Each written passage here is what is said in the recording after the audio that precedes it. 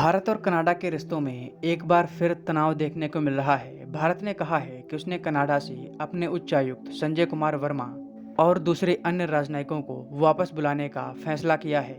भारत ने 14 अक्टूबर की शाम कनाडा की सरकार को जमकर फटकार भी लगाई है। वहीं भारत सरकार ने कनाडा के 6 राजनयिकों को देश से निष्कासित भी कर दिया है। भारत के विदेश मंत्रालय की ओर से दी गई जानकारी के मुताबिक भारत में मौजूद 6 कनाडाई राजनयिकों को 19 अक्टूबर तक भारत से जाने को कहा गया है। अगर आपको याद हो तो पिछले साल सितंबर 2023 में भारत और कनाडा के बीच सिख अलगाववादी नेता हरदीप सिंह निज्जर की हत्या का मुद्दा गर्म हुआ था। कनाडा की सरकार ने भारत पर निज्जर की हत्या का आरोप लगाया था, जिसे भारत सरकार ने खारिज कर दिया था। लेकिन अब वर्तमान में कनाडा की सरकार ने कहा है कि निज्जर की हत्या के लिए भारतीय दूतावास के अधिकारियों ने जानकारी जुटाई थी। इसके लिए भारतीय अधिकारियों ने एजेंट्स का इस्तेमाल भी किया था। कनाडा की सरकार के इन आरोपों को भारत ने सिरे से खारिज कर दिया है और कहा है कि जस्टिन ट्रूडो की ये सरकार ये सब इसलिए कर रही है क्योंकि कनाडा में इलेक्शन नज़दीक हैं। जस्टिन ट्रूडो की सरकार कनाडा में सिख वोट बैंक के लिए भारत से अपने संबंध खराब कर रही है।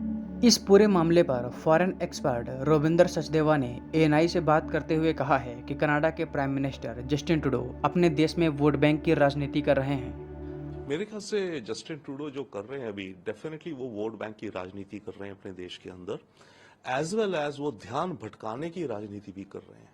तो मैं दूसरे पॉइंट पे ज्यादा बोलूंगा, ध्यान भटकाने की राजनीति। ध्यान भटकाने की राजनीति ट्रूडो एक्चुअली फंसे हुए अपने देश के अंदर, क्योंकि एक इंक्वायरी चल रही है कि चाइना ने 2019 में और 2021 में जो इलेक्शंस हुई थे कनाडा की पार्लियामेंट की, उन इलेक्शंस में चाइना ने इंटरफेयर किया और इसने कुछ ऐसे कैंडिडेट्स को जितवाया या पैसे से या लॉबिंग करके या डायस्पोरा चाइनीज के द्वारा, जो कि एमपीज चाइना के फेवर के थे या जो एमपीज चाइना को अपोज करते हैं उनको हरवाया। तो डेटा यह है कि करीब 11 एमपीज ऐसे थे ट्रूडो की पार्टी के जिनको चाइना की इंटरफेरेंस से मदद हुई जीतने में, यानी कि ट्रूडो सरकार बनने में, और 9 कैंडिडेट्स ऐसे थे जो ऑपोजिशन के थे जो हारे चाइनीज इंटरफेरेंस से। तो ये इंक्वायरी पिछले 1.5 साल से शुरू हुई है कनाडा के अंदर। ये बहुत हॉट पोटैटो आइटम बन गया है। कुल मिलाकर अगर कहा जाए तो जस्टिन ट्रूडो की सरकार ने अपनी सरकार बचाने के लिए भारत से रिश्ते पूरी तरह से खराब कर लिए हैं। अब देखना ये होगा कि भारत और कनाडा के रिश्ते सामान्य कब होते हैं।